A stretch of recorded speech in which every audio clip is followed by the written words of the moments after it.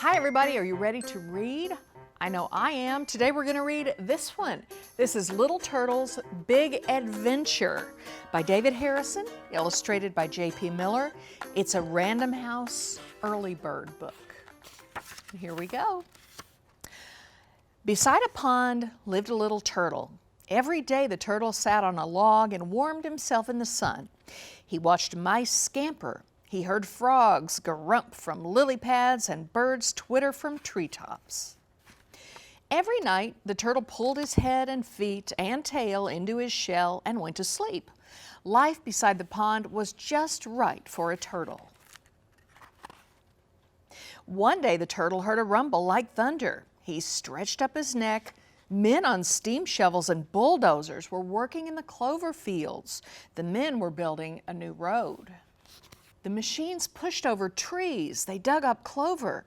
They tore down hills and filled up holes. They made such noise that the turtle couldn't hear the birds or the frogs. Closer and closer came the machines. They kept coming until one day they reached the pond. The machines did not stop at the pond. They came right on.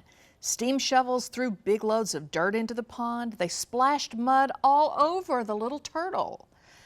He had to hurry off his log and hide in the weeds.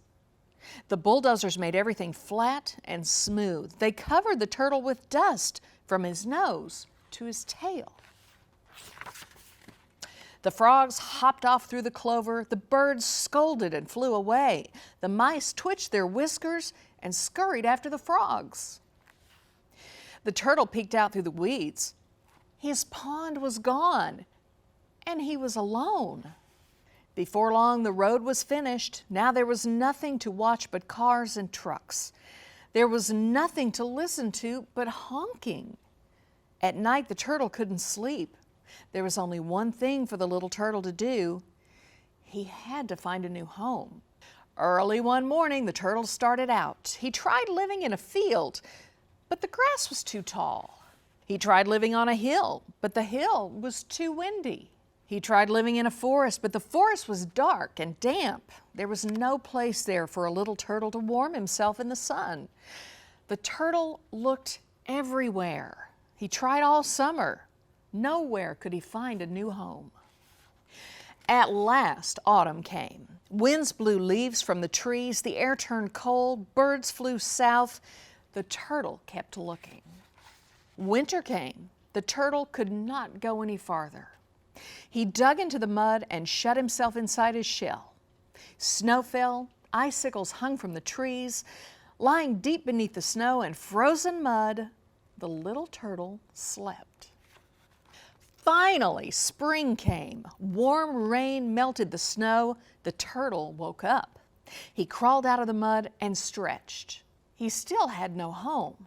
There was nothing to do but keep looking. Then one day, a boy found the turtle. The turtle had never seen a boy before. "Hello," the boy said, and he put the turtle in his pocket. It was dark in there. The turtle was frightened. After a while, the boy stopped and took the turtle from his pocket. "Here," he said, "this is a good place for a little turtle." The boy put the turtle down and walked away.